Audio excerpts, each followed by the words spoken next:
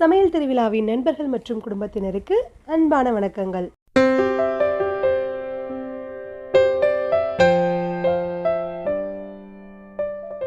இன்றைக்கி நம்ம சேனலில் நல்ல காரசாரமான வெத்தலை பிரியாணி எப்படி செய்யலாங்கிறத பார்க்கலாம்.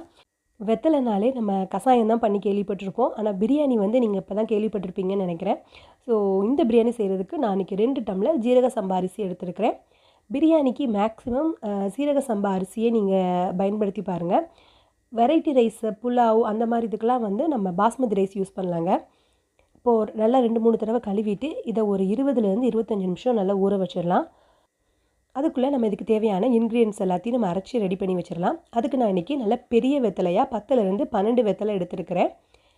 வெத்தலையை நல்லா அலசிட்டு இதோட காம்பு பகுதியை மட்டும் கிள்ளி எடுத்துக்கோங்க. அதையும் அது கீழே அந்த வால் பகுதி மாதிரி இருக்கு இல்லையா, அதையும் கிள்ளி எடுத்துக்கோங்க. அப்புறம் ஒரு சில வெத்தலை பார்த்திங்க அப்படின்னா ரொம்பவே உரப்பாக இருக்கும். அதனால் கொஞ்சம் இளம் வெத்தலையாக எடுத்துக்கிட்டிங்க அப்படின்னா குழந்தைங்களுக்கும் சாப்பிட கொடுக்கறதுக்கு கரெக்டாக இருக்கும். இது கூடவே நான் இன்றைக்கி ஒரு கொத்து நம்ம கைப்பிடியில் ஒரு கைப்பிடி நான் துளசி எடுத்துருக்கிறேன். இதில் இருக்கிற விதை எல்லாத்தையும் எடுத்துகிட்டு வெறுமனை இலையை மட்டும் எடுத்துக்கோங்க. இதை 2-3 தடவை நல்லா தண்ணியில் அலசிட்டு அதையும் இந்த வெத்தலை கூடவே எடுத்து வச்சுக்கோங்க. நம்ம இன்றைக்கி சேர்க்குறது எல்லாமே ரொம்ப மருந்து பொருட்கள் தான். ஸோ வீட்டில் இருக்கிற எல்லாத்துக்குமே இதை சாப்பிட கொடுங்க. முக்கியமாக இந்த மழை காலத்தில் எல்லாத்துக்குமே இதை எடுத்துக்கிறது ரொம்பவே நல்லதுங்க. இதோட கூட மிக்ஸி ஜாரில் 10லேருந்து ஒரு 15 வாக்கில் சின்ன வெங்காயம், இப்போ நம்ம அலசி வச்சுருந்த துளசி, வெத்தலை இது எல்லாத்தையும் சேர்த்துட்டு நல்லா மையாக அரைச்சி எடுத்துக்கோங்க. என்னடா காய்ச்சலுக்கு கஞ்சி தான் குடிப்போம், இந்த மாதிரி பிரியாணிலாம் சாப்பிட்லாமா அப்படிலாம் நினைக்க வேண்டாம். ஒரு சிலருக்கு காய்ச்சல், ஜலதோஷம்லாம் இருந்தால் நல்லா காரமாக சாப்பிடணும் போல் இருக்கும். அந்த மாதிரி சமயம் கொஞ்சம் ஹெல்த்தியாகவும் சாப்பிடலாம் அப்படின்னு நினச்சிங்கன்னா கண்டிப்பாக நீங்கள் இதை ட்ரை பண்ணி பாருங்கள். நல்லா இந்த அளவுக்கு மையாக அரைச்சி எடுத்ததுக்கப்புறமா அதே மிக்ஸி ஜாரில் பச்சை மிளகா, இஞ்சி, பூண்டு இதையும் சேர்த்துட்டு நல்லா மையாக அரைச்சி எடுத்து வச்சுக்கோங்க.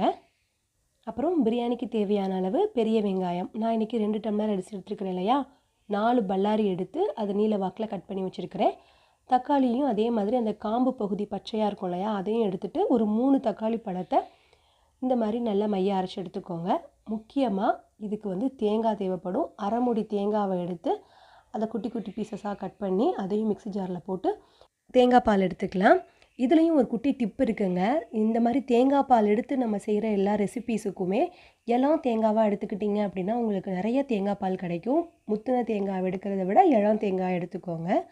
அடுத்ததாக தேங்காய் பால் எடுக்கும்போது நீங்கள் தண்ணி ஊற்றி தானே நம்ம அதை ஃபில்ட்ரு பண்ணுவோம். அதுக்கு வெந்நீர் தண்ணி ஊற்றி ஃபில்ட்ரு பண்ணிங்க அப்படின்னா அதில் இருக்கிற தேங்காய் பாலோட எக்ஸ்ட்ராக்ட் ஃபுல்லாகவே நம்மளுக்கு கிடைக்கும். ஸோ நெக்ஸ்ட் டைம் ட்ரை பண்ணும்போது இதே மாதிரி ட்ரை பண்ணி பாருங்கள். மிச்சம் இருக்கிற அந்த சக்கையில் இன்னமும் கொஞ்சம் வெந்நீர் தண்ணி ஊற்றி இதையும் நல்லா அரைச்சிட்டு அதுலேயும் தேங்காய் பால் எடுத்து வச்சுக்கோங்க. இந்த மாதிரி நம்ம தேங்காய் பால் ஊற்றியும் இந்த பிரியாணி செய்யலாம். தேங்காய் பாலுக்கு பதிலாக வெறுமனை தண்ணி ஊற்றியும் செய்யலாம். தண்ணி ஊற்றி செஞ்சீங்க அப்படின்னா கொஞ்சம் காரம் ஜாஸ்தியாக இருக்கிற மாதிரி இருக்கும். ஸோ அதை அவாய்ட் பண்ணுறதுக்கு தான் நம்ம தேங்காய் பாலில் செய்கிறோம். இப்போ ஒரு ப்ரெஷர் குக்கரில் கடலை எண்ணெய், அது கூடவே கொஞ்சமாக நெய் சேர்த்துக்கோங்க. எண்ணெய் நல்லா சூடானதுக்கப்புறம் கொஞ்சமாக பட்டை, சோம்பு, கசகசா, அப்புறம் 2 கிராம்பு, ஒரு ஸ்டார் பூ சேர்த்துட்டு இது கூட ஜீரகமும் சேர்த்து நல்லா சாட்டே பண்ணி எடுத்துக்கோங்க. இதில் நல்லா அரோமா வந்ததுக்கப்புறமா நம்ம கட் பண்ணி வச்சுருந்த வெங்காயத்தையும் சேர்த்துக்கலாம். வெங்காயத்தை நல்லா வதக்கி விட்டுருங்க. வெங்காயம் நல்லா கோல்டன் ப்ரௌனாக வரணும். இதுக்கப்புறமா நம்ம அரைச்சி வச்சுருந்த இஞ்சி பூண்டு பேஸ்ட்டை சேர்த்துக்கலாம். இஞ்சி பூண்டு பச்சை மிளகாய் அரைச்சி வச்சுருந்தோம் இல்லையா, அதை சேர்த்துக்கலாம்.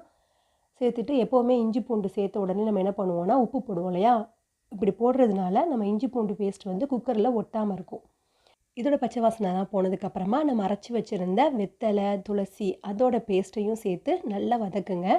இது சேர்த்த உடனே அப்படி ஒரு ஃப்ளேவர் வருங்க, சூப்பராக இருக்கும்.